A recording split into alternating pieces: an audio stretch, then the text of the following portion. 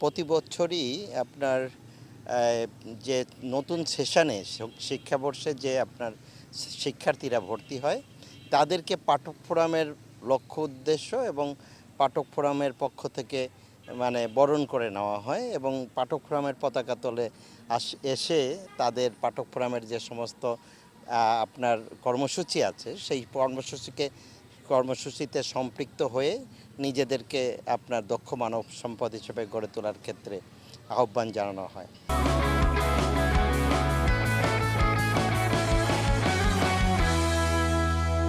তো তার ধারাবাহিকতায় একটি এবছরের নতুন শিক্ষাবর্ষের যে আপনার নবীন শিক্ষার্থীরা ভর্তি হয়েছে তাদের জন্য আজকের এই আয়োজনে ছিল আপনার নবীনবরণ এবং মেধা যাচাই প্রতিযোগিতা।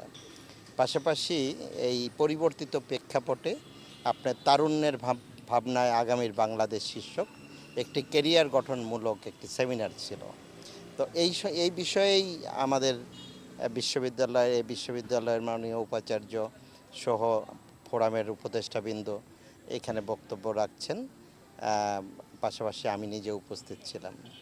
সন্ত্রাসীরা সাধারণ ছাত্রদের উপরে যে নিপীড়ন চালিয়েছে, তাদের উপরে যে খবরদারি চালিয়েছে, এটা তোমাদের কল্পনার বাইরে।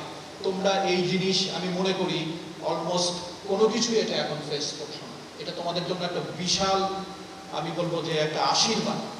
আমরা আমাদের একটা অঙ্গীকার থাকতে হবে, সেই খারাপ দিন, সেই সন্ত্রাসের দিন, সেই ছাত্রদের উপরে নিপীড়নের দিন আমরা কখনো এখানে ফিরে আসতে দেব না। সেটা যেই পক্ষ, যেই শ্রেণী এরকম কিছু করার চেষ্টা করবে, আমাদের যে আন্দোলনের যে আমাদের যে স্মৃতি আছে এবং যে শক্তি আমরা অর্জন করেছি, সেই শক্তি দিয়ে আমরা সেটাকে রুখে দেব। এই জিনিস আর রাজশাহী বিশ্ববিদ্যালয় ক্যাম্পাসে চলবে না। আনন্দ যদি না থাকে তাহলে তুমি আসলে উচ্চ শিক্ষা গ্রহণ করতে পারবে না। জোর করে অনেক কিছু করা যায়, কিন্তু জোর করে একটা মানুষকে উচ্চ শিক্ষায় শিক্ষিত করা যায়।